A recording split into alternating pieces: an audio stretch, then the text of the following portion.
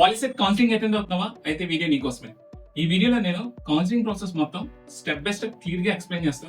Video save చేసి పెట్టుకో, further గా నీకు చాలా హెల్ప్ అవుతుంది. పాలిసెట్ కౌన్సిలింగ్ అటెండ్ అవుతున్న మీ ఫ్రెండ్స్ కూడా వీడియో షేర్ చేయి, వాళ్ళకి కూడా చాలా హెల్ప్ అవుతుంది. కౌన్సిలింగ్ సంబంధించి లేటెస్ట్ అప్డేట్స్, క్యాండిడేట్ రిజిస్ట్రేషన్ ఎలా చేసుకోవాలి, ఫీ పేమెంట్ ఎలా చేసుకోవాలి, ఆన్లైన్ సర్టిఫికేట్ వెరిఫికేషన్ ఎలా జరుగుతుంది, వెబ్ ఆప్షన్స్ ఎలా ఇవ్వాలి, సీట్ అలాట్మెంట్ అయిన తర్వాత ఆన్లైన్ రిపోర్టింగ్ ఎలా చేయాలి, కాలేజ్ కి ఫిజికల్ గా రిపోర్ట్ చేసేటప్పుడు ఏ సర్టిఫికేట్స్ క్యారీ చేయాలి, ఇలాంటి latest information and up to date information కోసం మన ఛానల్ సబ్స్క్రైబ్ చేసుకొని ఫాలో అవుతూ ఉండు. కంప్లీట్ ఇన్ఫర్మేషన్ టైమ్లీ ప్రొవైడ్ చేస్తా. కౌన్సిలింగ్ అటెండ్ అవ్వాలి అంటే ఫస్ట్ ప్రతి ఒక్క స్టూడెంట్ దగ్గర ఉండాల్సిన కంపల్సరీ డాక్యుమెంట్ లిస్ట్ ఒకటి చెప్తాను. ఆ సర్టిఫికేట్స్ అన్ని మీ దగ్గర ఉన్నాయా లేదని క్రాస్ చెక్ చేసుకోండి.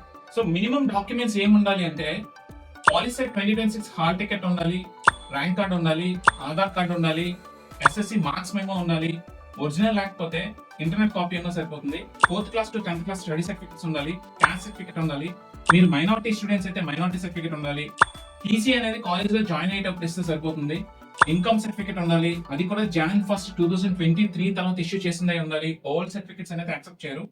మీరు ఈడబ్ల్యూఎస్ స్టూడెంట్స్ అయితే ఈడబ్ల్యూఎస్ సర్టిఫికేట్ సబ్మిట్ చేయాలి, అది కూడా 2026-2027 మధ్యలో ఇష్యూ చేసిందే ఉండాలి. మీరు 10th క్లాస్ ప్రైవేట్ గా రాసిన స్టూడెంట్స్ అయితే రెసిడెన్స్ సర్టిఫికేట్ ఉండాలి. వీటితో పాటు స్పెషల్ రిజర్వేషన్స్ ఏమైనా ఉంటాయి like pH, cab, sports, scouts, NCC, Anglo Indian certifications ఏమైనా ఉంటే మీరు స్పెషల్ రిజర్వేషన్ కేటగిరీ స్టూడెంట్స్ కిందకి వస్తారు.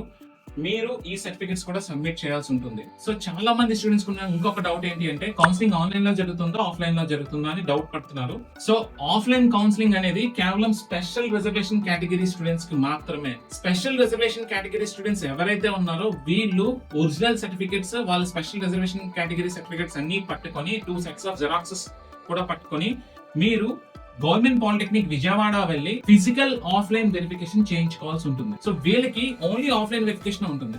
రెస్ట్ ఆఫ్ ది స్టూడెంట్స్ మీకు స్పెషల్ రిజర్వేషన్స్ ఏమీ లేవు అంటే మిగతా స్టూడెంట్స్ అందరికీ కూడా పాలిసెట్ కౌన్సిలింగ్ అనేది ఆన్లైన్ లోనే జరుగుతుంది. మీరు ఎక్కడికి వెళ్లాల్సిన అవసరం లేదు, మీరు హెల్ప్ లైన్ సెంటర్ కూడా వెళ్లాల్సిన అవసరం లేదు, మీరు ఆఫ్లైన్ వెరిఫికేషన్ కూడా వెళ్ళక్కర్లేదు. సో కౌన్సిలింగ్ లో first step online verification and fee payment. ప్రతి ఒక్క స్టూడెంట్ మీరు first online verification and fee payment చేయాల్సి ఉంటుంది.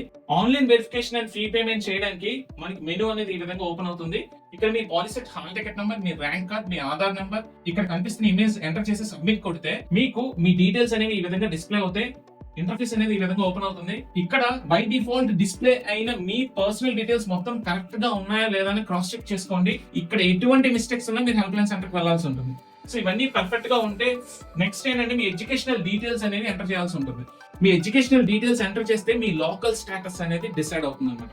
సో మీరు 10th క్లాస్ నుంచి 4th క్లాస్ వరకు మీరు ఏ స్కూల్లో చదువుకున్నారో ఆ స్కూల్ ఏ డిస్ట్రిక్ట్ లో ఉందో ఆ డిస్ట్రిక్ట్ అనేది మీరు ఇక్కడ ఎంటర్ చేయాల్సి ఉంటుంది. ఎంటర్ చేస్తే గెట్ రీజన్ అని కొట్టంగానే సో మీరు ఏ రీజన్ కిందకి వస్తారు అనేది ఫిక్స్ అవుతుంది. సో సిస్టమ్ మీ కేటగిరీ, మీ లోకల్ రీజన్ అనేది డిసైడ్ చేస్తుంది. ఇక్కడ ఏంటంటే ఏయూ, ఎస్వియు, నాన్ లోకల్ ఉంటుంది. So Guntur and Krishna AU reason కి వస్తుంది. So you belong to AU reason అనేది కన్ఫర్మ్ చేస్తుంది. సో తర్వాత మీరు ఏం చేస్తారంటే ఇక్కడ చెక్ బాక్స్ టిక్ పెట్టి గెట్ ఓటీపీ అని కొడితే మీకు ఓటీపీ వస్తుంది. ఆ ఓటీపీ మీరు ఇక్కడ ఎంటర్ చేసిన తర్వాత మీరు ఫీ ఆన్లైన్ లో పే చేసేయచ్చు. So pay fee online button display అవుతుంది. ఇక్కడ పే ఫీ ఆన్లైన్ ప్రెస్ చేయగానే మనం పేమెంట్ పేజ్ వెళ్తారు. సో ఈ పేమెంట్ పేజ్ లో చూడండి credit card, net banking, UPI ఇవన్నీ ఉంటాయి. మీరు యూపీఐ మీద ప్రెస్ చేయగానే మనకి ఏంటంటే క్యూఆర్ కోడ్ ఓపెన్ అవుతుంది. ఇక్కడ సింప్లిఫై చేసేసారు. జస్ట్ యూపీఐ ప్రెస్ చేస్తే క్యూఆర్ కోడ్ ఓపెన్ అవుతుంది. ఈ క్యూఆర్ కోడ్ మీరు స్కాన్ చేసినట్టయితే ఈ క్యూఆర్ కోడ్ స్కాన్ చేసి ఇమీడియట్ గా మీరు ఫీ పేమెంట్ అనేది ఇక్కడ కంప్లీట్ చేసేయచ్చు. మీరు ఫీ పేమెంట్ కంప్లీట్ అయిన తర్వాత మీరు application and payment status cross check చేసుకోవాల్సి ఉంటుంది. ఇక్కడ మీ హాల్ టికెట్ నెంబర్, మీ ర్యాంక్, అలాగే ఇక్కడ కనిపిస్తున్న ఇమేజ్ ఇక్కడ ఎంటర్ చేసి సబ్మిట్ కొడితే మీకు ఇక్కడ మెసేజ్ అనేది ఓపెన్ అవుతుంది.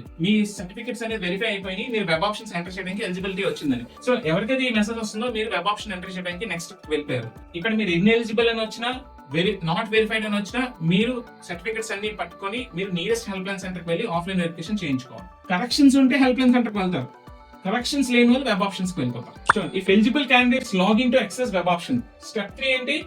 సో కరెక్షన్స్ ఏమీ లేవు, మీరు ఇచ్చిన డేటా అంతా పర్ఫెక్ట్ గా ఉంది, మీరు ఇచ్చిన డేటా అంతా క్లియర్ కట్ గా ఉంది, ఎటువంటి మిస్టేక్స్ లేవంటే మీరు వెబ్ ఆప్షన్ ఎంట్రీకి ఎలిజిబిలిటీ వచ్చేసినట్టు. సో వెబ్ ఆప్షన్ ఎంటర్ చేయడానికి మీకు మెనూ అనేది ఈ విధంగా ఓపెన్ అవుతుంది. ఇక్కడ మీ హాల్ టికెట్ నెంబర్, మీ డేట్ ఆఫ్ బర్త్, ఇక్కడ మీకు కనిపిస్తున్న ఇమేజ్ ఎంటర్ చేసి గెట్ ఓటీపీ అని కొడితే మీ రిజిస్టర్డ్ మొబైల్ నెంబర్ కి ఒక ఓటీపీ వస్తుంది. మీరు ఆ ఓటీపీ పెట్టినట్టయితే మనకి పేజ్ ఈ విధంగా డిస్ప్లే అవుతుంది అన్నమాట. ఓకే, ఈ పేజ్ అనేది డిస్ప్లే అవుతుంది. మీరు ఆప్షన్ ఎంట్రీ ఎలా చేయాలనేది ఫామ్ ఇక్కడ ఉంటుంది. ఇక్కడ ఇన్స్ట్రక్షన్స్ అన్ని చదువుకొని ఇక్కడ చెక్ బాక్స్ టిక్ పెట్టి click here for option entry అని కొడితే మీరు ఆప్షన్ ఎంట్రీ పేజ్ లోకి ఇలా ఎంటర్ అవుతారు. ఇక్కడ ఆప్షన్ ఎంట్రీ పేజ్ లోకి ఎంటర్ అయిన తర్వాత మీరు ఈ డీటెయిల్స్ అన్ని క్రాస్ చెక్ చేసుకోవాలి, కరెక్ట్ గా ఉన్నాయా లేదా, మీ పర్సనల్ డీటెయిల్స్ ఇవన్నీ.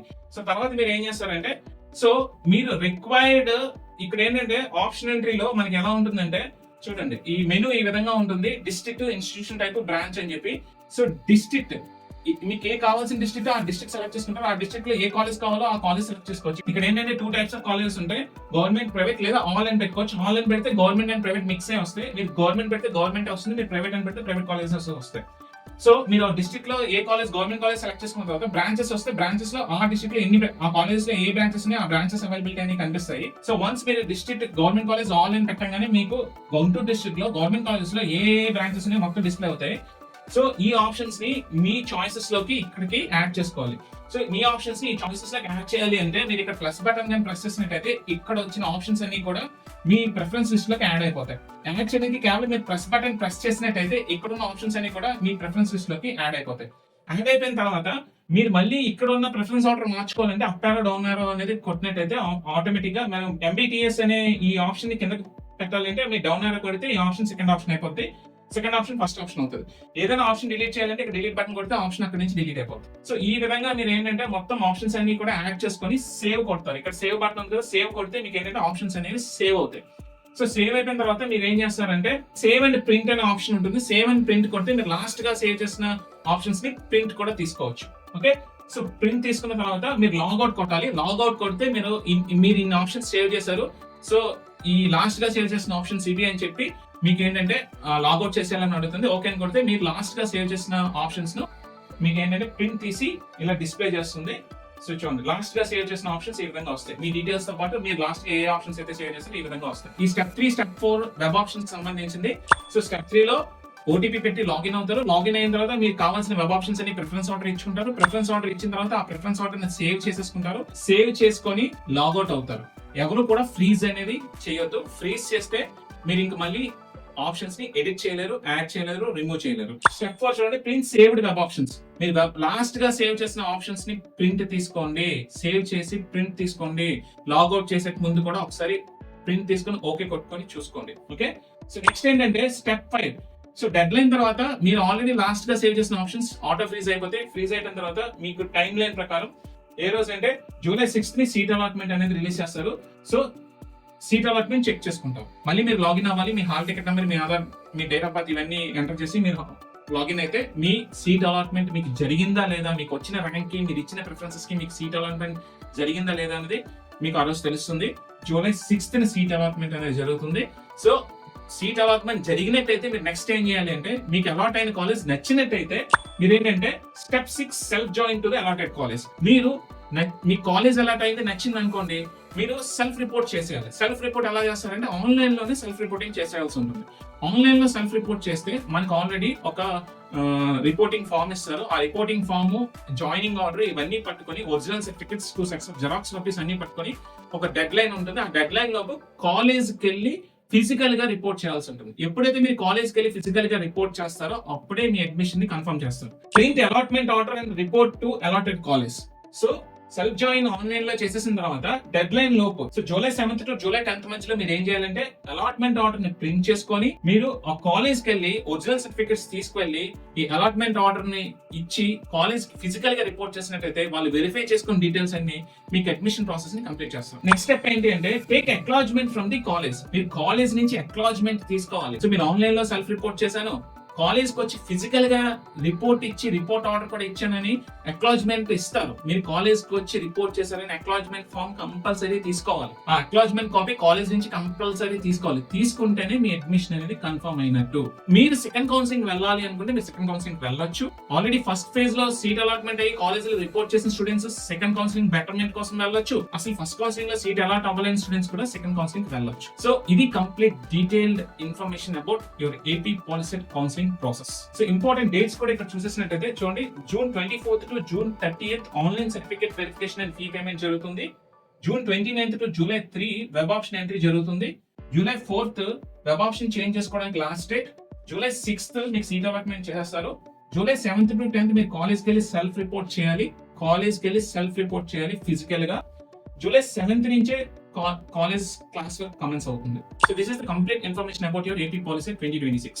మీకు ఎటువంటి డౌట్స్ ఉన్నా సరే మన కామెంట్ బాక్స్ లో పోస్ట్ చేయండి. మీ కామెంట్స్ అన్నిటికీ నేను రిప్లై ఇస్తాను. Okay, so candidate registration fee payment ఎలా చేయాలో స్టెప్ బై స్టెప్ వీడియోస్ చేస్తాను. అలాగే వెబ్ ఆప్షన్ ఎంట్రీ ఎలా చేయాలో కూడా మీకు గైడ్ చేస్తాను. సో ఇలాంటి ఇన్ఫర్మేటివ్ వీడియోస్ కోసం మన ఛానల్ కంటిన్యూస్ గా ఫాలో అవ్వండి, అలాగే సబ్స్క్రైబ్ చేసుకోండి. See you in the next video.